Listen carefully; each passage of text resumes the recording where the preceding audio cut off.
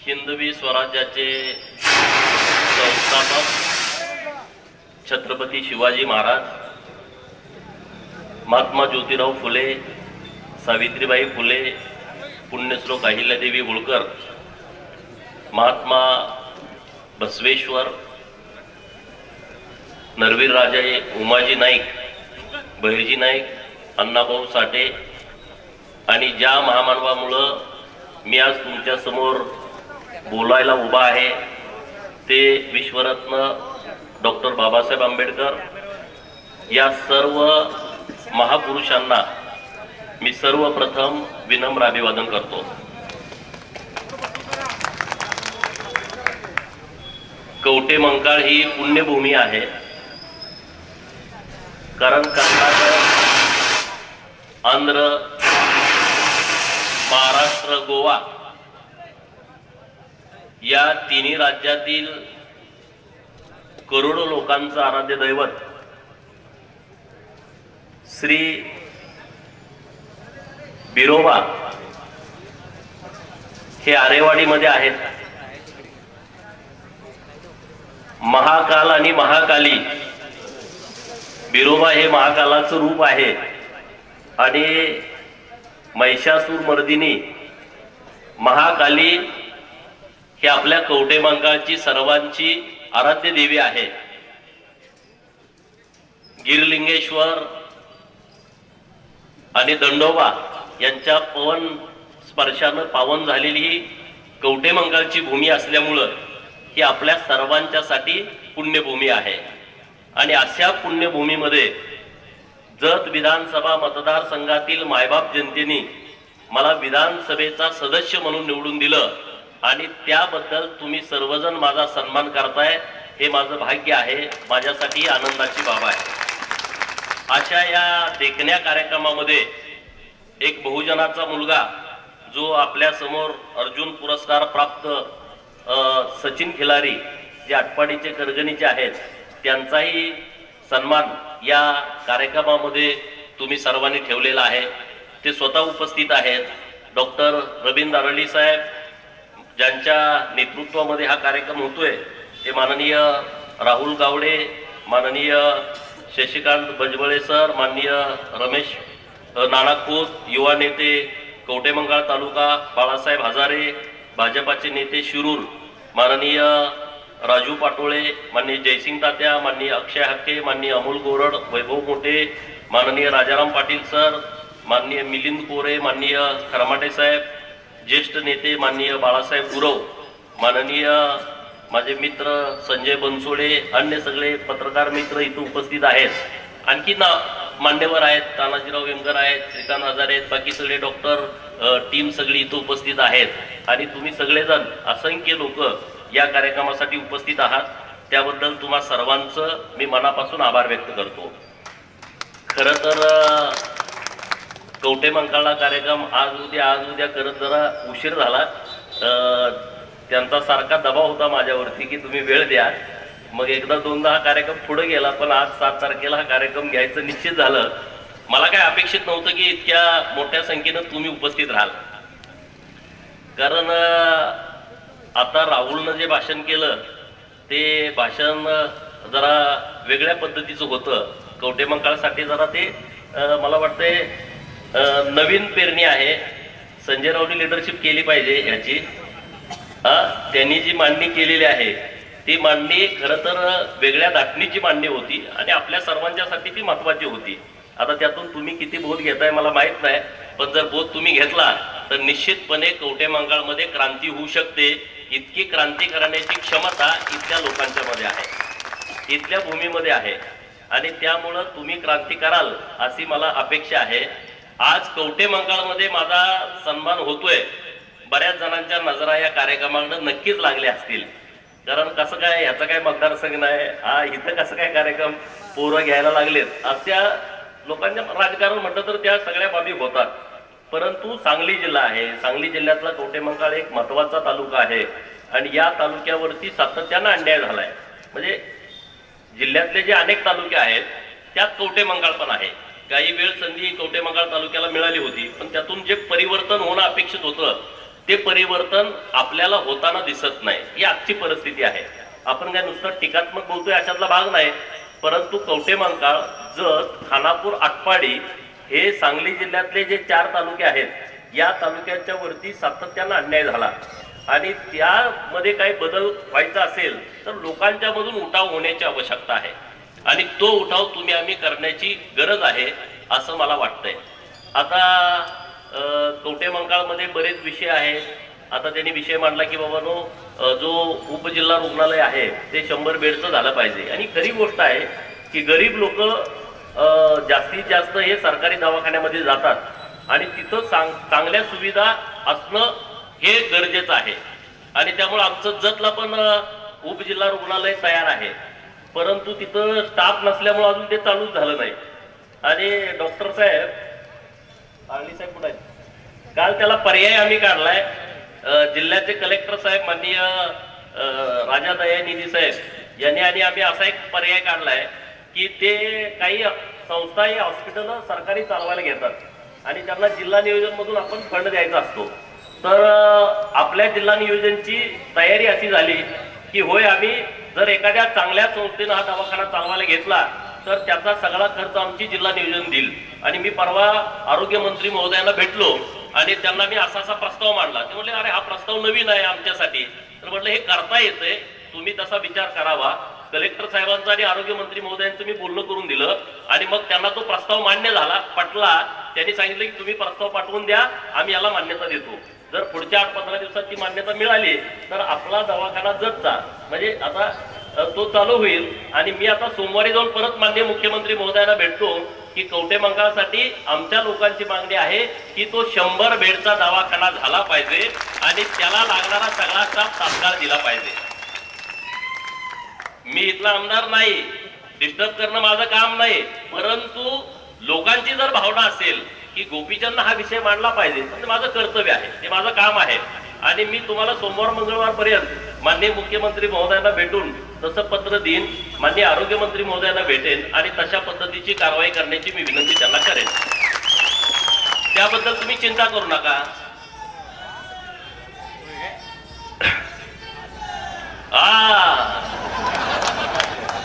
तुम्ही आहे म्हणून तर मी आहे, नाहीतर माझं खूप अवघड आहे.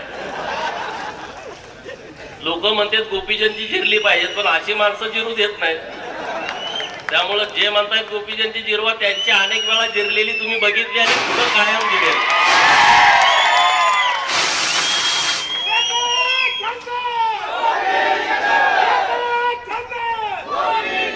उपजिल्हा रुग्णालय सोडून पुढे गेल्यानंतर रांजणी लागते आणि तिथं पुण्यश्लोक अहिल्यादेवी होळकर शेळी मेंढी फार्म तिथं आहे. इतकी मोठी जमीन आहे पण तिथं काहीच नाही. म्हणजे शेड आहे आणि ते जनावर सुद्धा वाटपाला ते बाहेर न आणतात, व्यापाऱ्याला दिलेलं असते. ते जाऊन खटकाकडनं जनावर घेतो आणि आमच्या लोकांच्या गाड्यात घालतो. मी मंत्री महोदयांना म्हटलं मागच्या, हे बंद झालं पाहिजे. जे महामेश यशवंतराव होळकर महामेश योजनेमधून ज्या लोकांना मेंढ्या वाटप केल्या जातात त्याचे पैसे तुम्ही खात्यावरती द्या. हे नुसतं इथं काही नाही आहे. कसं बंद पडलं, का बंद पडलं, ही कुणाला जमीन पाहिजे का? कारण पुण्यातली गोखलेनगर जे पुण्यश्लोक अहिल्यादेवी होळकर शेळी मेंढी महामंडळाचं कार्यालय आहे, तिथली जमीन एका मागच्या काँग्रेसच्या मुख्यमंत्र्यानं विकली. तो वेगळा विषय आहे. ही कुणाला विकायची आहे का? हे कशासाठी बंद पडलंय? तर हे बंद पडू दिलं जाणार नाही. माननीय पंकजाताई आता या खात्याच्या मंत्री आहेत आणि राज्याचे मुख्यमंत्री देवाभाऊ आहेत. तर यांच्याकडे आम्ही प्रस्ताव मांडला. मागच्या सरकारमध्ये आम्ही 66 कोटी रुपये हे जे राज्यातले मेंढी फार्म आहेत त्यांच्यासाठी दिलेले आहेत. आणि मी सरकारकडे काही मागण्या केलेल्या आहेत की जे ब्रीड, आता राहुल बोलला की नवीन ब्रीड आला पाहिजे, याच्यासाठी कुणी काम केलं नाही. आमचे जे मेंढपाळ आहेत ते रात्रंदिवस जुन्या मेंढ्या घेऊन फिरतात. आता माडगाळ नावाची जी जात मेंढ्यांची आलेली आहे त्याच्यामुळे जरा मोठ्या प्रमाणात फायदा होताना दिसतोय. अन्यथा आमचे जे जुने मेंढपाळ आहेत ते त्यांच्या जुन्या मेंढ्यांचं ब्रीड घेऊन 5,000, 7,000, 10,000 पर्यंत मेंढ्या कुकरी विकली जातात. त्यानं लोकांना फायदा होत नाही.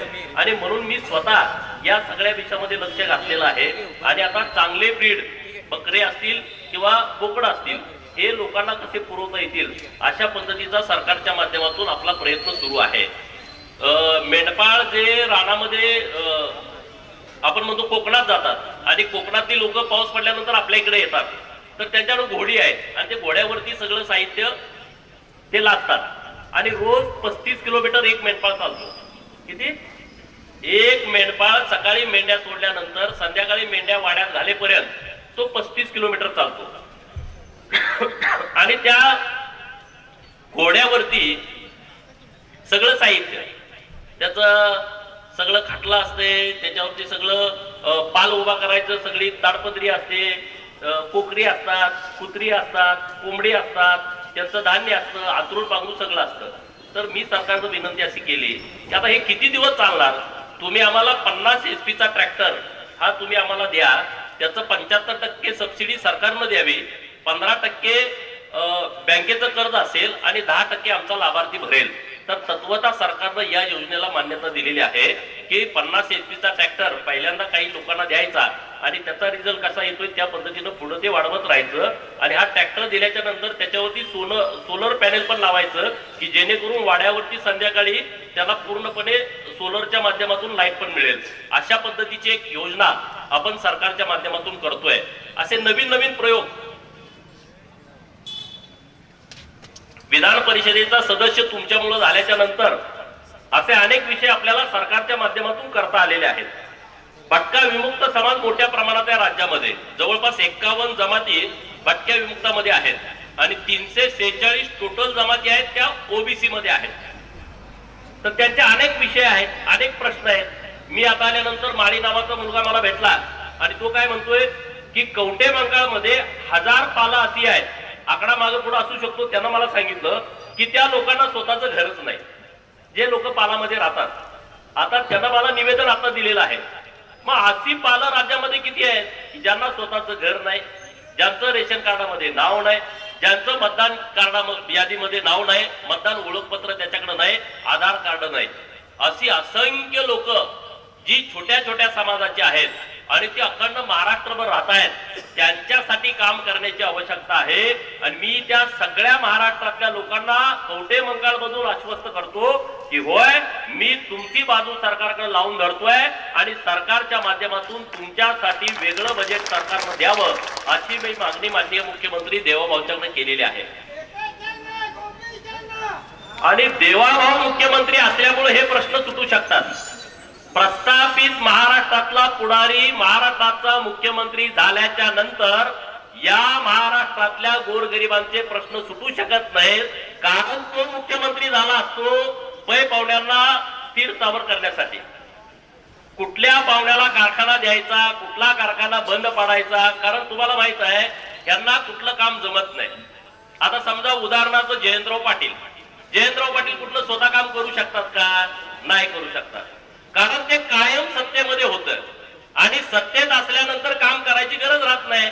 आता दुर्दैवानं त्यांच्या 14 ते 19 देवाभाऊ मुख्यमंत्री होते, मध्ये जरा गद्दारी करून 19 ते 22.5 का किती पर्यंत होते, 22.5 पर्यंत का 21.5 पर्यंत, ते आकडा मला माहित आहे, 22.5 पर्यंत ते घुसले 2.5 वर्ष. परत ते आता बेरोजगार झालेले आहेत. जयंतराव सारखे असे महाराष्ट्रात, हे जयंतराव एक नाव आहे, अशी अनेक नावं आहेत की ती आता बेरोजगार आहेत. ते लगेच इकडे घुसायला लागले. तो भाग वेगळा, त्यांना ते जुळत नाही बेरोजगार राहणं. आपण राहू शकतो पण त्यांना ते जमत नाही. आता जयंतरावचा उद्योग काय आहे? सहकारी संस्था बंद पाडणे, सहकारी संस्था बंद पाडणे, कारखाने असतील, सूतगिरण्या असतील बंद पाडायच्या आणि नंतर त्या विकत घ्यायच्या, घशात घालून घ्यायच्या. आता जयंतरावचा एक कलमी कार्यक्रम सुरू आहे आणि त्याचाच भाग महाकाली साखर कारखाना आहे. हे एक झालं उदाहरण. त्याचा दुसरा भाग आहे मानगंगा सहकारी साखर कारखाना, सोनार सिद्धनगर आटपाडी. जतचा कारखाना टाकला, ते राजाराम पाटलांचं 3रं का 4थं युनिट आहे. पैलवान संभाजी पवार अप्पा यांचा कारखाना घशात घातला. आता बघा, आपण पाप पुण्य मानणारी लोक आहोत आणि त्यामुळे जयंतरावला सगळ्यात पाप कुणाचं लागेल तर पैलवान संभाजी अप्पा पवार यांचा कारखाना जो ढापला याचं पाप जयंतरावला सगळ्यात जास्त लागेल. कारण संभाजी पवार अप्पा मला विधानसभेचे आमदार असताना मुंबईमध्ये मंत्रालयामध्ये 1 तास ही स्टोरी सांगत होती. मी तर एकदम छोटा कार्यकर्ता होतो, पण त्यांनी मला 1 तास हा विषय सांगितला आणि त्यामध्ये त्यांचं एक वाक्य होतं की राजाराम पाटलाचा फोटो माझ्या देवाऱ्यात आहे, जयंतराव एक तर पुण्यतिथीला नसेल तर जयंतीला राजाराम पाटलाच्या पुतळ्याला हार घालत असेल, मी रोज आरती करतो, मी रोज अगरबत्ती लावतो आणि त्या फोटोचं पूजन करतो, त्याचं बक्षीस मला जयंतरावने असं दिलेलं आहे. हे कुणाचं वाक्य आहे? पैलवान संभाजी पवार अप्पांचं वाक्य आहे की त्याने माझा कारखाना ढापला. आता त्यांना महाकाली कारखाना ढापायचा आहे. बघा प्लॅनिंग, 5 वर्ष कारखाना बंद आहे. मागं पुढे आकडा असू शकतो, मी काय एवढा कारखान्याचा अभ्यास केला नाही. 280 एकर जमीन आहे, दर 35 लाख रुपये पुढच्या प्लॉटचा आहे, मागं 15-20 लाख तर असेल. कारखान्याला जमीन जास्तीत जास्त 50 एकर म्हणजे हायेस्ट 50 एकर म्हणजे सगळं त्यांचं त्यामध्ये बसतंय. 50 एकर राहिली 230 एकर. आता कर्ज किती असेल? 140 कोटी. ओटीस तुम्ही किती पण केलं या जिल्ह्यामध्ये, अनेक पुढाऱ्यांची ओटीस कर्ज केली. 100 कोटीचं 20, 30, 40, 50 कोटी भरून घ्यायचं, बाकीचं माफ. आज तुम्ही विचार करा, जर सरासरी 20 लाख रुपये गुंठ्यानं जमीन धरली, 40 गुंठ्यामधले 30 गुंठे जमीन विकायला मिळते, तर तुम्ही हिशोब लावून बसा घरी कॅल्क्युलेटर वरती घेऊन. 280 पैकी 50 एकर जमीन कारखान्याला ठेवली आणि राहिलेली 230 एकर गुणुले 30, तेवढे गुंठे म्हणजे 20 त्रिक 60, 6,000 आणि 6 त्रिक 18, किती गुंठे झाले बघा, हिशोब करा, कॅल्क्युलेटर मध्ये बसणार नाही. हे आपल्या जिल्ह्याचे नेते. कारखाना कुणाचा? सभासदांचा. 18,000 सभासद तुमचे, त्यातले 1800 कर्नाटकामधले. मंगळसूत्र कुणी गहाण ठेवली, कुणी 7-12 उतारेवरती कर्ज काढलं, सोसायटीचं कर्ज काढलं आणि त्यांनी हा कारखाना उभा केलाय. अरे तुम्ही जिल्ह्याचे नेते आहात, तुमचं विजन काय पाहिजे की बाबा हा कारखाना सभासदांचा कसा राहायला पाहिजे. ते विजन तुमचं आहे का? ते विजन तुमचं नाही आहे. तुमचं विजन आहे फक्त सभासदांचे कारखाने ही आपली स्वतःची प्रायव्हेट लिमिटेड कंपनी करणं. आता मला वाटतंय कारखान्याची निवडणूक लागली आहे, मला सगळ्या सभासदांना सांगायचं आहे की तुम्ही सगळे ताकदीनं पॅनेल उभा करा. नेत्याची आवश्यकता नाही तुम्हाला, तुमच्यामध्ये इतकी शक्ती आहे. मी प्रचाराला येतो तुमच्या, तुम्ही कारखाना उभा करा, सगळी कापडं त्या जयंत पाटलाची काढू, पण कारखाना लोकांच्या ताब्यामध्ये ठेवू. अरे बँकेमध्ये तुम्ही इतका भ्रष्टाचार करताय. आजच मला वाटतं काल बातमी वाचली, पेपरला आलंय, जिल्हा बँकेचा दणका. जिल्हा बँकेचा दणका काय? 5 सूतगिरण्यांचा लिलाव काढला.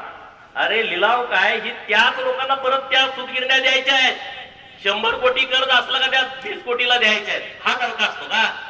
अशा पद्धतीचं चालतं का? आम्हाला 1 लाख रुपयाचं कर्ज मागायला गेला तर तिथं सोसायटीचा सचिव देत नाही. ते म्हणते रानात जातोय.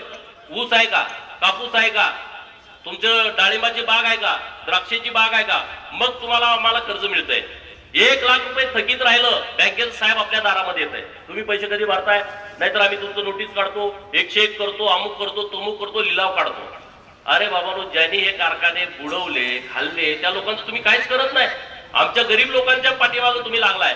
आणि म्हणून मला तुम्हाला विनंती करायची आहे की महाकाली कारखान्याची जर निवडणूक लागल्याच, मला वाटतं आजपासून 11 तारखेपर्यंत अर्ज भरायचे आहेत. तरुण सगळ्या पोरांनी या अर्ज भरा. त्यामध्ये म्हणजे तुमचं नावं नसतील, आपल्या जुन्या लोकांचे असतील, त्यात पण अट्टी काय टाकून ठेवले असतील, ऊस घातला, अमुक तमुक बोलत, सगळं जरा बघा व्यवस्थितपणे. आणि तशा पद्धतीनं तुम्ही ही निवडणूक लावा आणि कसल्याही परिस्थितीमध्ये हा कारखाना तुम्ही जाऊ देऊ नका. हे काही नाही, आता जतचा कारखाना एवढा मोठा, मला 200-250 एकर तिथं पण जमीन आहे. आमच्या आटपाडीची जमीन आहे 227 एकर, तिथंही 5 लाख रुपयाचा दर आहे. ते पण आता त्यांचं सेटलमेंट झालंय. जयंतराव सगळ्याचा मोरके आहे, बाकी काही नाही. सगळ्या पार्टीच्या ह्यांना कारखाना हेच विकतोय. आता कशा पार्टी चालले तर कोण कोण लोक आहेत ही कशी आहेत तुम्ही बघा. आता आम्ही तर आटपाडी मानगंगा बचाव मोहीम आम्ही हातामध्ये घेतोय. तिथल्या लोकांचा मला आग्रह आहे की तुम्ही लिडरशिप केली पाहिजे. मी उद्याच या संदर्भात सचिनदादा बैठक ठेवली आटपाडीमध्ये की ज्या सभासदांना वाटते कारखान्यात पाहिजे तर कारखाना आम्ही जाऊ देणार नाही. मग काय करावं लागेल ते आम्ही करू. तसं तुम्ही सुद्धा, अरे महाकाली साखर कारखाना हे तालुक्याचं अर्थवाहिनी आहे. इथल्या सगळ्या लोकांना आता 7-7, 10-10 रुपये बाहेरच्या कारखान्यांना ऊस तोडीसाठी स्वतः खर्च करावा लागतोय.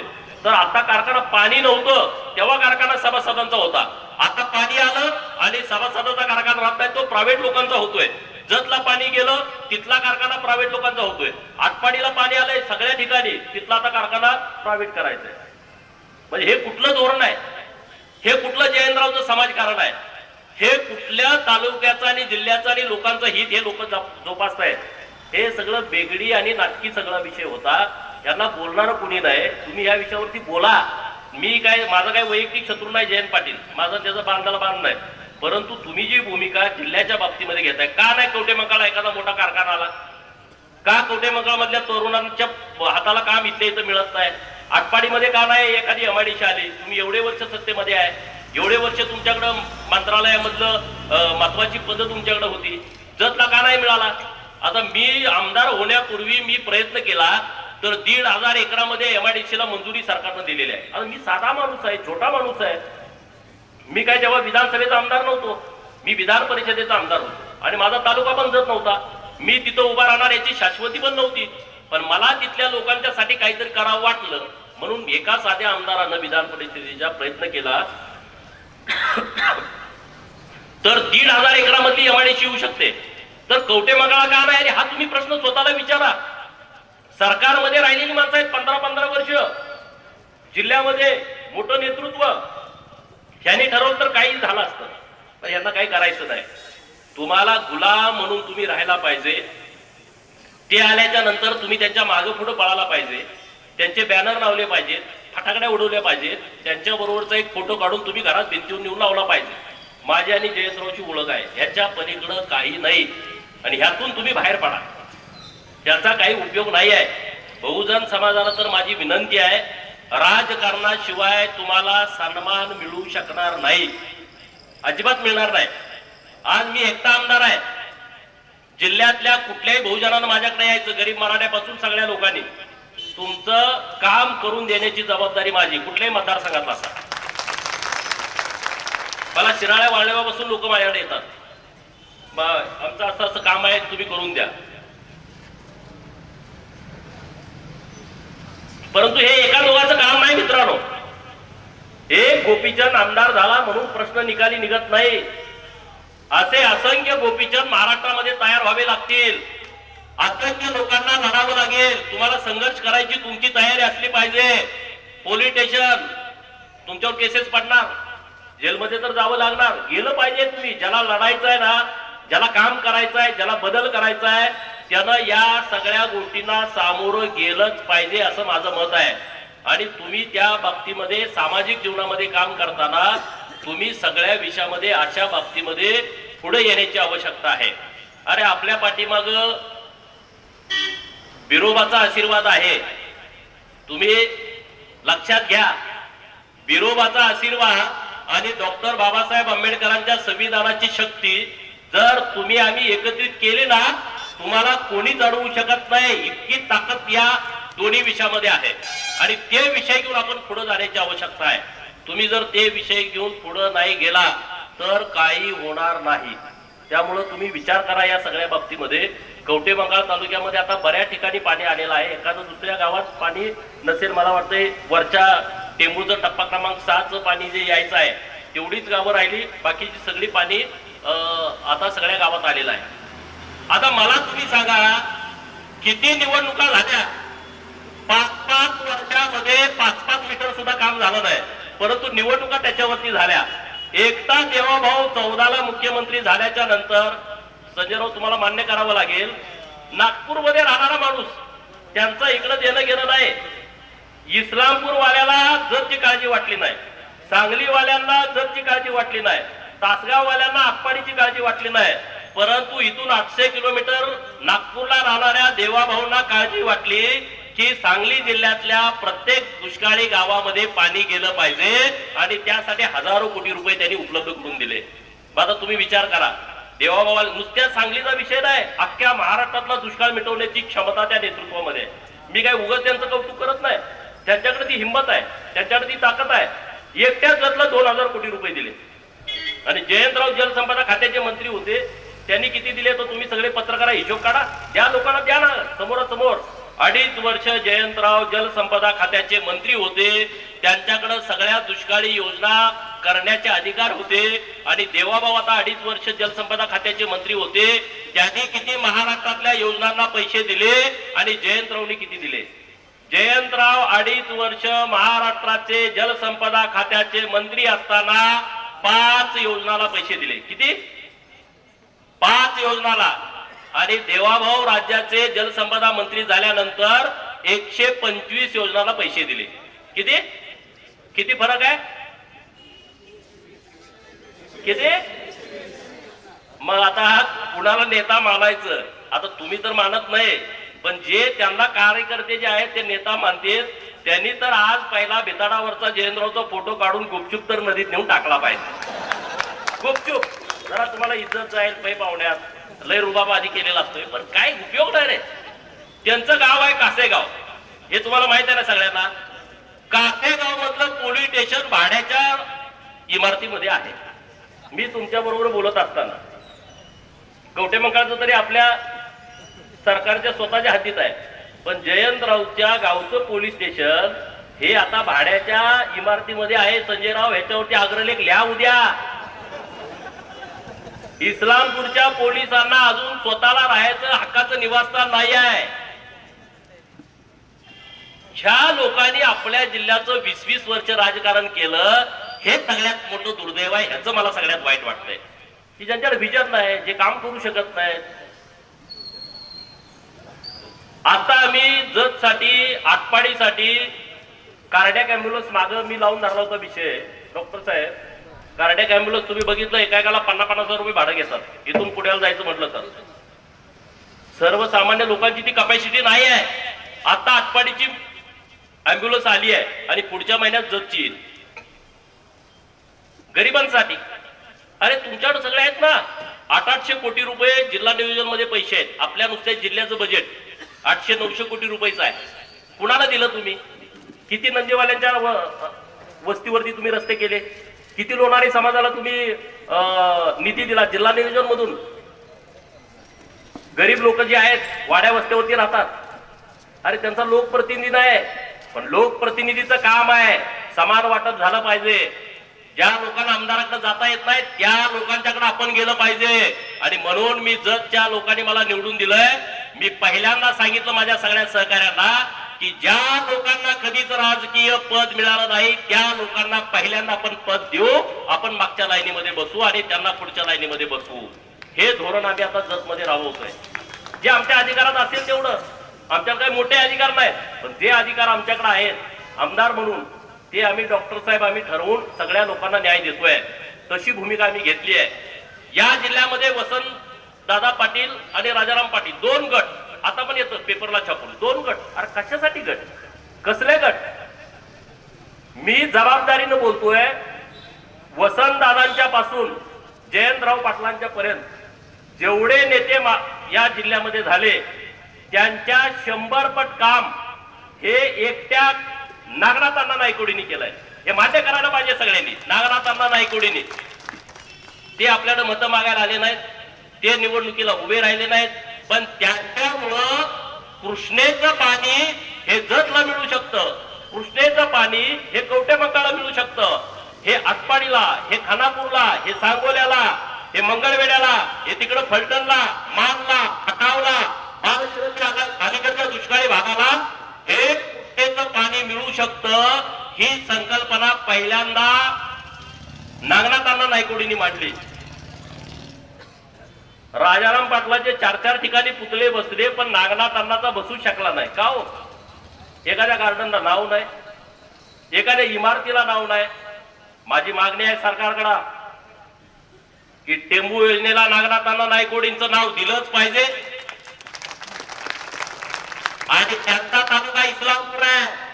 त्या इस्लामपूर मधल्या एखाद्या चांगल्या स्मारकाला, स्मारक बांधायचं राहू द्या, पण एखाद्या चांगल्या इमारतीला, एखाद्या मोठ्या गार्डनला नागनाथांचं नाव द्या ना, की ज्या माणसानं निस्वार्थपणे आमच्यासाठी, लाखो लोकांच्यासाठी, ज्यांनी स्वतःचा पैसा खर्च करून, कारखान्याचा पैसा खर्च करून आम्हा लोकांना जागृत केलं, आम्हा लोकांना लढायला उभा केलं. आटपाडीला पाणी परिषद घेतली 13 दुष्काळी तालुक्यांची, आणि मग लोकांच्या मध्ये एक चळवळ तयार झाली. आणि मग 95 नंतर या योजनांचा सगळ्या विषय पुढे आला. आणि मनोहर जोशी साहेब, गोपीनाथरावजी मुंडे साहेब तेव्हा मुख्यमंत्री उपमुख्यमंत्री होते आणि त्यांनी या योजनांचा शुभारंभ केला.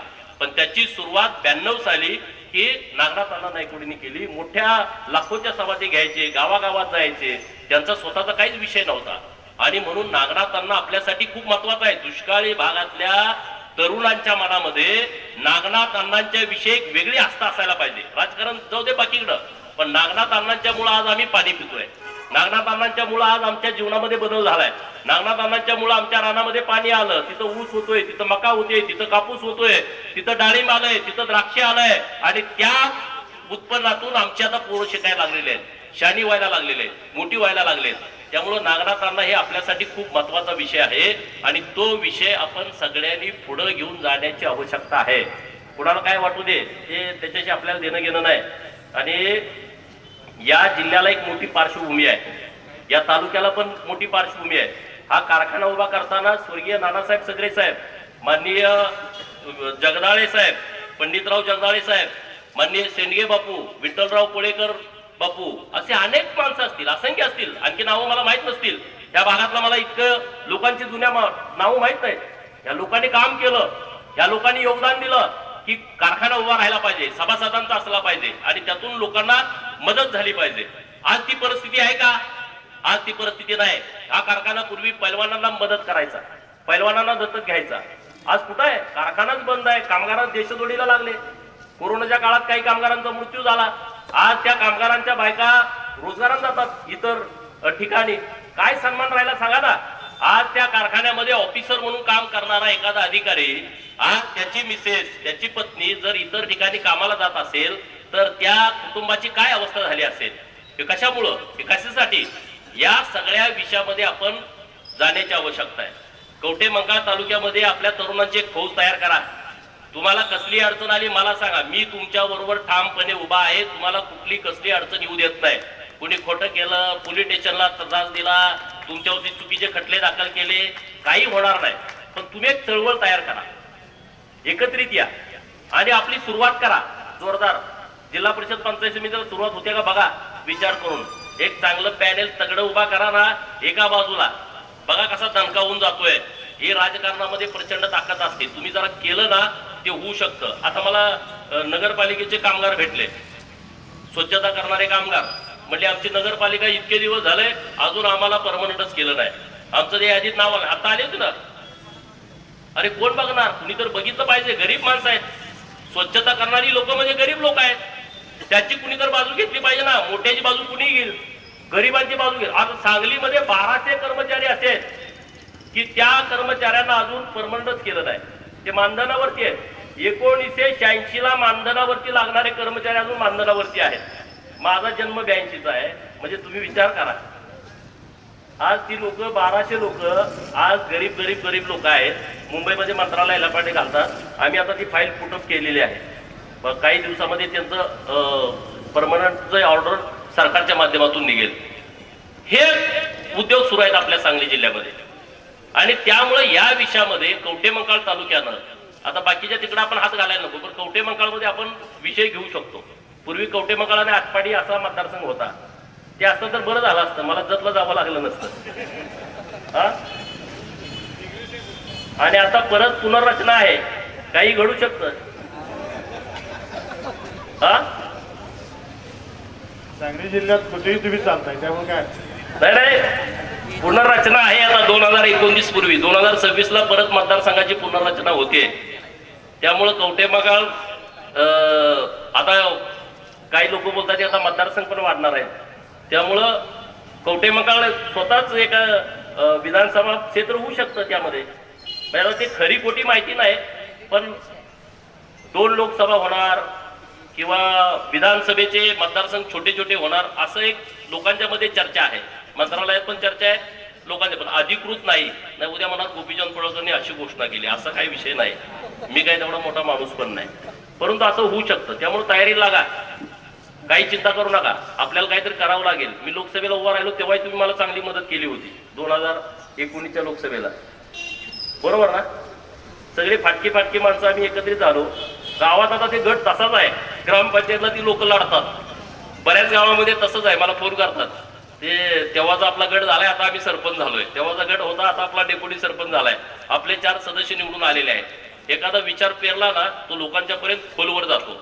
आणि त्यामुळं कवठे मंकाळमध्ये आज तुम्ही जो कार्यक्रम घेतलेला आहे, राहुल दादा असतील, रमेश नाना असतील, सगळी राजू असेल, सगळी टीम असेल, त्यांनी एक खूप चांगला कार्यक्रम घेतलाय. माझ्या सत्काराचा एक निमित्त आहे, परंतु तुमच्यामध्ये एकत्रित येण्याची भावना ही आजच्या कार्यक्रमाच्या निमित्तानं तयार व्हावी आणि ती संघटितपणा एकत्रित येऊन तुम्ही काहीतरी चांगला निर्णय राजकीय दृष्ट्या घ्यावा असं मला या कार्यक्रमाच्या निमित्तानं वाटतंय.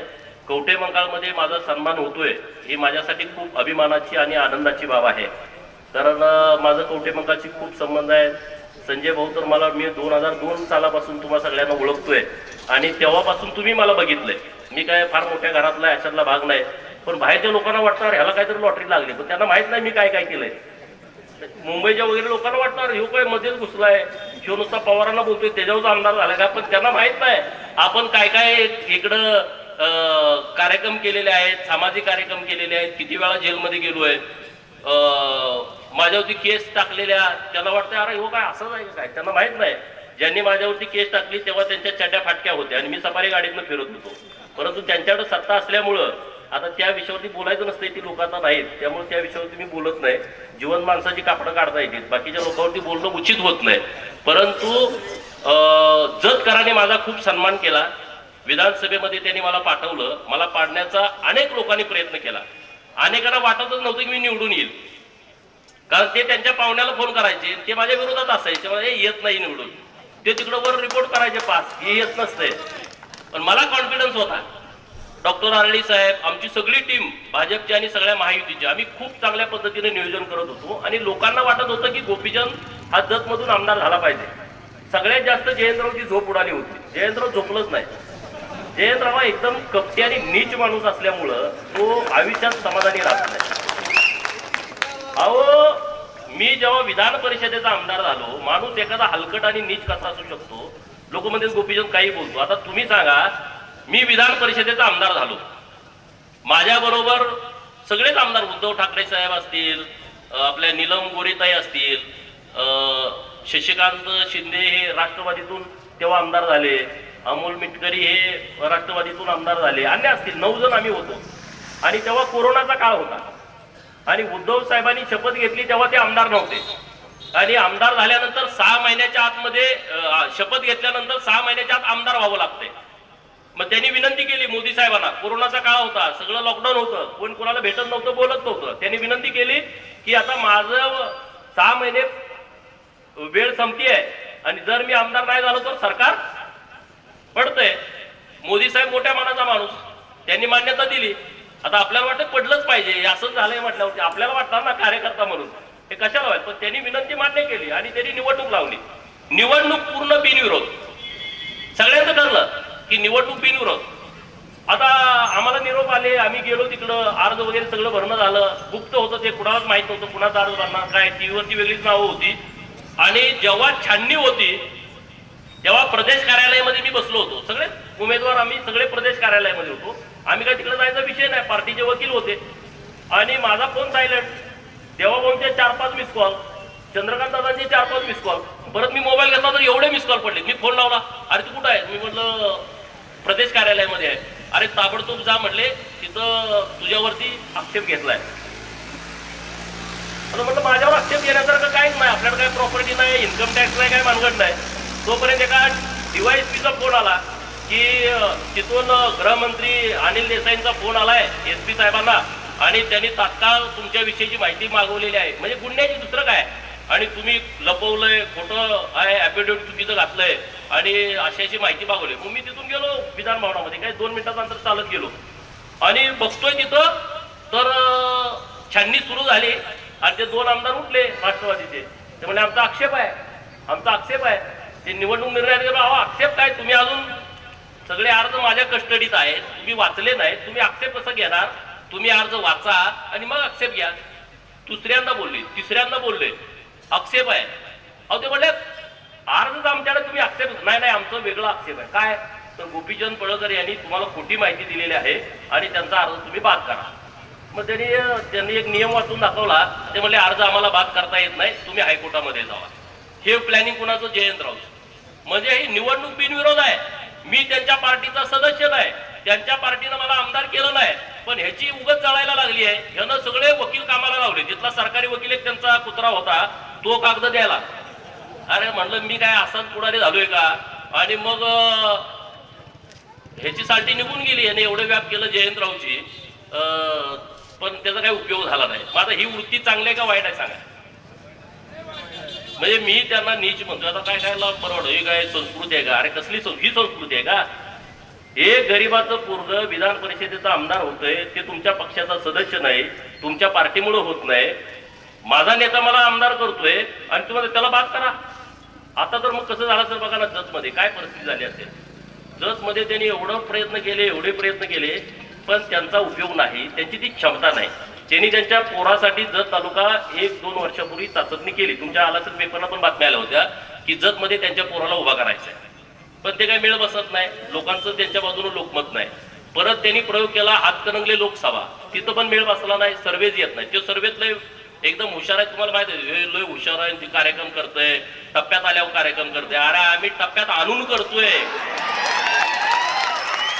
टप्प्यात आल्यावर कोण पण कार्यक्रम करल, पण टप्प्यात आणून कार्यक्रम करतोय आम्ही. जयंतरावला माझा शब्द आहे, टप्प्यात आणून कार्यक्रम करणार. तुमच्या हिंमत असेल तुम्ही लढा लोकांच्यासाठी. आम्ही जसं लढलो अनेक वर्ष, तुम्ही लढा ना. तुम्ही कारखाने सोडून द्या. म्हणजे जतला बाहेरचा आमदार नको आहे. त्यांनी प्रचारामध्ये भाषण केलं, अरे बाहेरच्याला जतचा कारखाना कसा चालतोय तिथल्या सभासदांचा. जयंतरावला माझा आव्हान आहे, तो कारखाना सोडून द्या. तो सभासदांचा कारखाना आहे. आता एवढे वर्ष तुम्ही तिथं पैसे खाल्ले, तिथं कारखान्याच्या माध्यमातून. महाकाली कारखाना ढापायचं कसं काय बघता? हा तुमचा तालुका आहे. आटपाडीचा कारखाना तो कशात घालायचा आहे, तो तुमचा तालुका आहे. अरे तुमचं गाव कासेगाव ते शिराळा मतदारसंघात आहे. तुम्ही इस्लामपुरात जाऊन उभा राहताय आणि तो माणूस जतमध्ये येऊन तो गोपीचंद बाहेरनं आलाय. ती जतची माणसं हुशार आहेत. जतच्या माणसांना सांगायला लागत नाही. झडपीत जाऊन बघा, 10 सरपंच भेटले का 8 जतचेच असतात. मंत्रालयात जाऊन बघा, कुणी येत नाही. जतची पोरं तिथं भेटतात. कशाला आलाय? मंत्र्यानं माझं काम आहे. एवढे हुशार लोक आहेत ते. त्यांना कुठल्या बाजूनं वारं सुटलंय त्यांना माहित आहे, कुठं उपणायचं त्यांना कळतं, आणि कुणाला घरी घालवायचं हे पण त्या लोकांना कळतं. एवढी शार्प लोक आहेत जतची. आणि त्यामुळं माझी जबाबदारी आहे, जतच्या लोकांनी मला ज्या विश्वासानं आमदार केलं ना, मी रात्रंदिवस जत शिवाय माझ्या डोक्यात विषय नाही. आणि डॉक्टर आडी साहेब साक्षीदार आहेत, बरोबर. रात्रंदिवस मी पूर्ण वेळ जतला आहे. सकाळी मी 7ला निघतोय झऱ्यातनं, तिकडे जातोय, रात्री 1-2ला मी परत झऱ्यात येतो. इतका संपर्क आहे माझा तिथं. आता ते मला आता कोण बोललेच नाही तुम्ही जतला राहायला या. निवडणुकीच्या आधी मला जतला राहायला या, जतला राहायला. आता कुणीच मला बोललं नाही. मी रोज जतमध्येच आहे. मी आता जतमध्ये झालोय, काल पण जतमध्ये होतो, उद्या पण परत जतमध्ये आहे. आणि मी तुम्हाला सांगतोय की देवाभाऊनी शब्द दिलाय जतकरांना, 288 नंबर 1 नंबरला आणणार आहे. मी त्याचं प्लॅनिंग करतोय. तुम्हाला कळेल, 1-2-3 वर्षामध्ये जतमध्ये बदल झालेला दिसेल तुम्हाला. तसाच बदल कवटेमंकाळमध्ये पण पाहिजे. कवटेमंकाळमध्ये पण पाहिजे. इथले लोकप्रतिनिधी आहेत, ते काम करतील. त्यांच्या बाजूने काय करायचं आम्ही भूमिका मांडू. सरकार बरोबर इथले लोकप्रतिनिधी सरकारच्या विरोधामधले आहेत, परंतु कवटेमंकाळच्या विकासाच्या बाबतीमध्ये काय भूमिका घ्यायला लागली ना, हा गोपीचंद पडळकर एक पाऊल पुढे जाऊन ही कवटेमंकाळ तालुक्याच्या अस्मितेसाठीची भूमिका आम्ही घेऊ. इथं बदल झाला पाहिजे. इथल्या लोकांना इथंच काम मिळालं पाहिजे. आता आरेवाडीचं आमचं एवढं मोठं मंदिर आहे. मागं 5 कोटी आमच्या सरकारनं दिले होते. आता 2.5 आणि 1.5 कोटी आता आपल्या सरकारनं दिलेले आहेत. आता 19 कोटीचा आराखडा मी परवा जिल्हा नियोजन मधून मान्यता घेऊन मुंबईला पाठवलेला आहे. 160 कोटी एकूण पाहिजेत. त्यातले त्या 19 कोटी रुपये आता आम्ही या टप्प्यामध्ये शिखर समितीकडे देऊन तो प्रस्ताव आम्ही देणार आहे.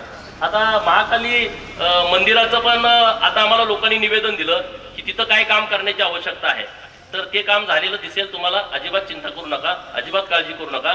मला जे निवेदन दिलंय ना तुम्ही, ते निवेदन मी उद्याच त्या अधिकाऱ्यांना सगळ्यांना तुमच्या इथं पाठवतो आणि त्या अधिकाऱ्याच्या माध्यमातून काम करून घ्या.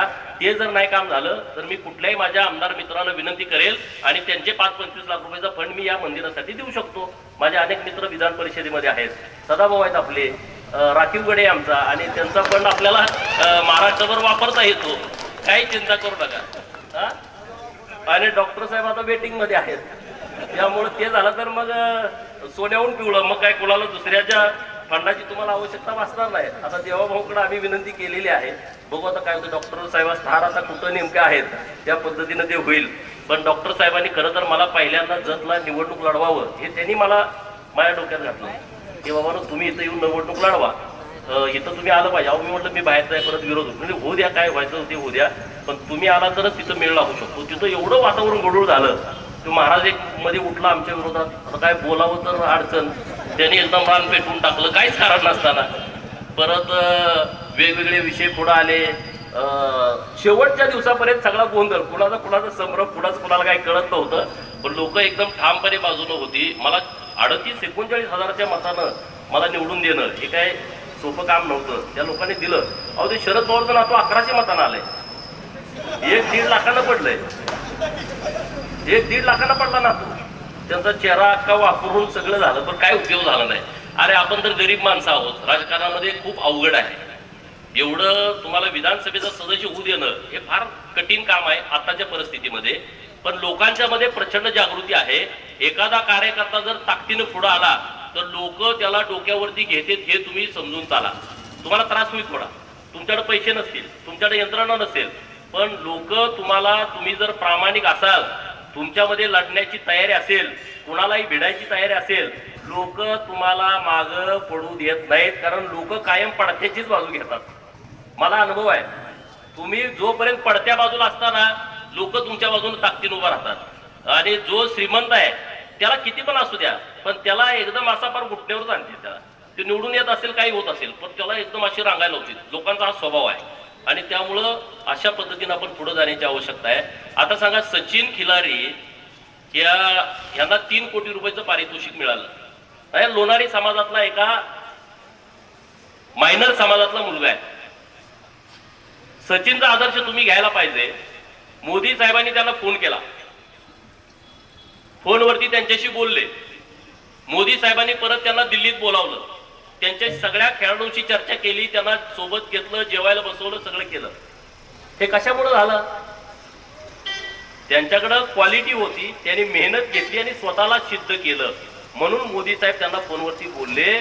महाराष्ट्रातल्या कुठल्या भाजपच्या नेत्याला मोदी साहेब फोनवरती बोलले सांगा, देवाभाऊ सोडून? चंद्रकांत दादाशी बोलले असतील, बावनकुळे साहेबांशी बोलले असतील, एखादे 2-4 आणखी नेते असतील, बोललेत का? नाहीत बोलले. आणि म्हणून तुम्ही असं तर एक तर सिद्ध करा, एक तर आमदार व्हा, नसेल तर सचिन खिलारी व्हा. 2 पर्याय तुमच्याकडे आहेत. कुठला पर्याय निवडायचा बघा. दोन्हीत पण मेहनत आहे. माझ्या विषयामध्ये तुम्हाला तुमच्या हातात काय नाही, हे सगळं लोकांच्या हातामध्ये आहे. पण सचिनच्या विषयामध्ये तुमच्या हातात आहे. तुम्ही काय करायचे ठरवा. तहसीलदार व्हा, प्रांत व्हा, कलेक्टर व्हा, हे तुमच्या हातात आहे. तुम्हाला काय कुणाचं मत मागायला जायला लागत नाही. तुम्ही स्वतः मेहनत घ्यायची आहे. पण विधानसभेचा सदस्य व्हायचं म्हटलं, मैताला गेला पाहिजे, लग्नाला गेला पाहिजे, वाढदिवसाला गेला पाहिजे. जर मुंबईत मिटिंग आहे, इकडं लग्न आहे, तर जायचं कुणाकडं? मुंबईत पण जाणं महत्वाचं आहे, तुम्हाला मतदारसंघात पण जाणं महत्वाचं आहे. प्रचंड अडचण आहे.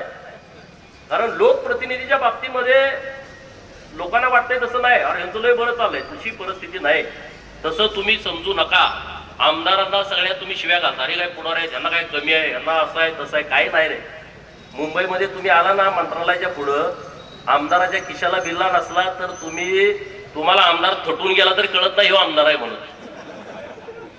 फुटपाथवरती सगळे आम्ही फिरत असतोय, त्यातल्या काही लोकांना लोक ओळखतात. त्यातला भाग्यवान गोपीचंद पडळकर आहे की मला लोक ओळखतात. काय ओळखतात? अरे गरीब आमदार आहेत.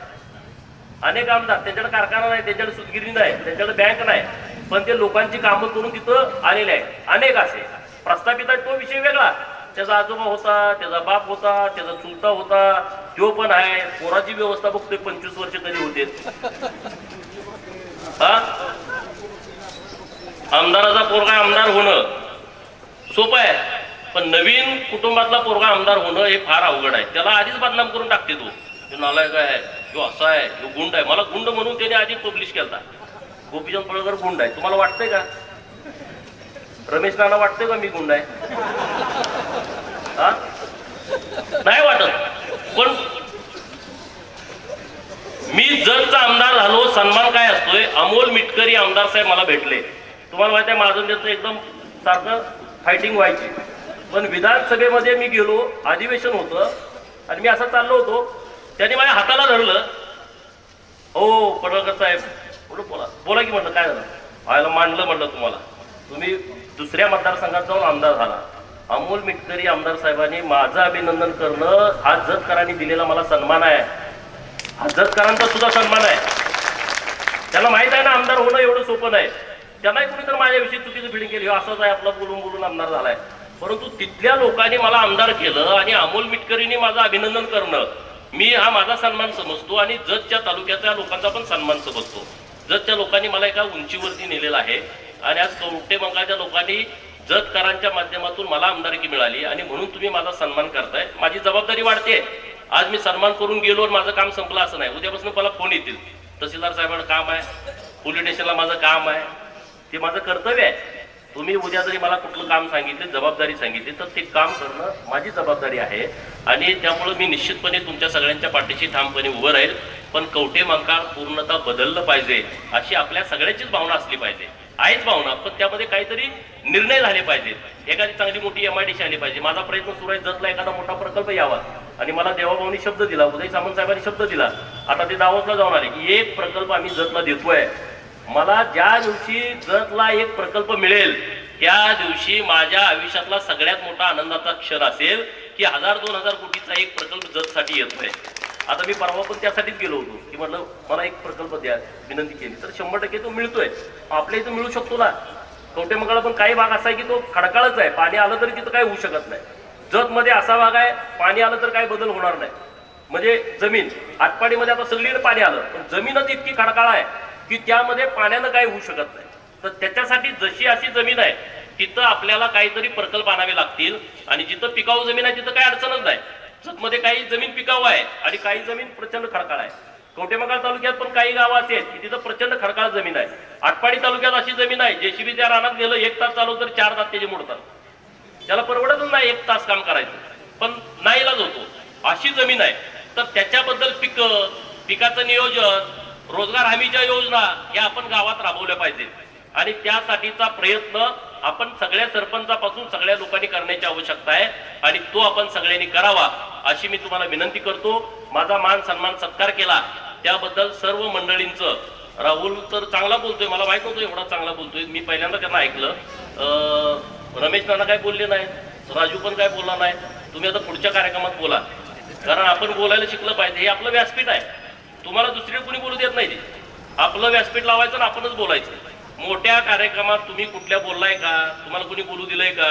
मग स्तुती पाठक कोण असेल तर त्याला बोलू देते. तुम्ही जर सांगायचं असं आहे तू तसा आहे मग त्याला म्हणजे याला बोल पाहिल्याचा. पण तुम्ही जर प्रश्न विचारायला लागला हे येडायमध्ये हे जरा बाद झालंय, ह्याला मागं बसवा, ह्याला पुढे येऊ देऊ नका. मग आपण जेवढी येडी झालोय तेवढी सगळी एकत्र येऊन आपलंच व्यासपीठ लावायचं, आपणच बोलायचं. आपली पुढे लोक टाळ्या वाजवते, चुकलं तर आपण काय त्याला काही बक्षीस नाही काय नाही. आपण आपली टीम नवीन तयार करण्याची आवश्यकता आहे. लिंगायत आणि धनगरांचं राजकारण व्हावं अशी मी भावना डॉक्टर आरडी साहेबांच्याकडे मांडली. लिंगायत पण खूप मोठा आहे राज्यामध्ये, काय नाही. धनगर पण खूप मोठा आहे, काय नाही. अरे धनगर आणि लिंगायताची ही अवस्था असेल तर गावातल्या रामोशी समाजाचं काय होणार, वडार समाजाचं काय होणार, गावातल्या पालात राहणाऱ्या लोकांचं काय होणार, सुतार लोहार कुंभाराकडे कोण बघणार, कुणी बघणार नाही. आणि म्हणून धनगर आणि लिंगायताची एक परिषद आम्ही महाराष्ट्रामध्ये घेतोय पुढच्या काही दिवसांमध्ये आणि त्यामध्ये डॉक्टर साहेबांनी लीड करावं. कारण फायनान्शियल स्ट्रॉंग माणूस एकच आमच्याकडे असल्यामुळं स्टेज लावायचं कोण इथून आमचा प्रश्न असल्यामुळं ते डॉक्टर साहेबांना आम्ही आता पुढे घेतोय की एक मोठी परिषद ही महाराष्ट्रामध्ये होण्याची आवश्यकता आहे. कवठेमंकाळमधल्या सुद्धा लोकांना माझी विनंती आहे की तुम्ही सुद्धा या सगळ्या विषयामध्ये भाग घेण्याची आवश्यकता आहे. तुम्ही परत म्हणाल जातीव कसं बोलतोय, त्याशिवाय काहीच नाही. हे सगळं जे सांगणं बिगणं आहे ना, फुले शाहू आंबेडकरांचा हा महाराष्ट्र आहे, हे टाळ्या वाजवण्यापुरतं इथंपर्यंत ठीक आहे. शरद पवार नेहमी सांगत आले फुले शाहू आंबेडकरांचा हा महाराष्ट्र आहे आणि त्यांनी काम कुणाचं केलंय तुम्हाला माहित आहे. हा कशा पद्धतीने त्यांनी भूमिका घेतली हेही तुम्हाला सगळ्यांना माहित आहे. आता मी त्या विषयावरती बोलत नाही कारण आता मला सूचना आहेत की पवारावरती काय बोलायचं नाही. सगळीच म्हणते तो तेव्हा काय बोलू नका, पण मी नाही बोलत. आता काय बोलण्यासारखं काय राहिलंच नाही. हा सगळं लोकांना आम्ही उलगाडून सांगितलंय आता, त्यामुळे आम्ही आता त्यांचा आदेश सोडूनच दिलाय. आता त्यामध्ये काय राम आणि रसच राहिलेला नाही. त्यामुळे आता आपल्याला वेगळे विषय घेऊन वेगळा अजेंडा घेऊन आपल्याला पुढे जायचं आहे.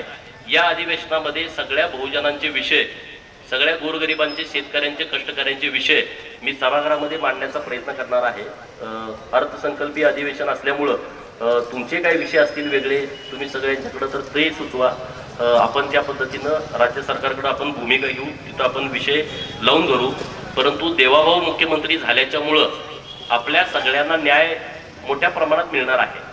माझे नेते आहेत म्हणून मी बोलत नाही, कारण राजकारणामध्ये असं होतं, जो माणूस आपल्याला आवडतो त्या माणसाचे दुर्गुण कळत नाहीत, जो माणूस आपल्याला आवडत नाही त्याचे गुण कळत नाही. पण देवाभाऊ असा माणूस आहे, मला जरी आवडत असले आणि एखादा विरोधक असेल तर तो विरोधक सुद्धा मान्य करेल की हा नेता महाराष्ट्रासाठी काहीतरी करू शकतो, त्यांच्याकडे काहीतरी विजन आहे आणि महाराष्ट्रात परिवर्तन करण्याची क्षमता आहे. आता वीज बिल माफीचा निर्णय त्यांनी घेतला, कसा घेतला, ते किती अभ्यास पूर्ण घेतलाय तो तुम्ही लोकांना आपण सांगितलं पाहिजे. 2 वर्षानंतर 1 रुपयाचं सुद्धा लोड सरकारवरती येत नाही, असं नियोजन सरकारच्या माध्यमातून आहे की जी सोलारचा निर्णय घेतलेला आहे. आता सोलारवरती कनेक्शन द्यायचं सुरू आहे, आपल्या लोकांच्या तक्रार येत काय की बाबा ते त्याला हेड मिळत नाही, बोर आपले 500-700 फुटाचे आहेत ते पाणी मारत नाही, आपल्या पाईपलाईनी 5-5, 7-7 हजार फुटाचे आहेत तिथं पाणी जात नाहीत. तर त्याच्यासाठी आम्ही देवाभाऊच्या कानावरती हा विषय घातलाय, आपण त्यातून पण मार्ग काढतोय. त्याबद्दल तुम्ही अजिबात चिंता करू नका, अजिबात काळजी करू नका. एवढंच या निमित्तानं बोलतो आणि थांबतो.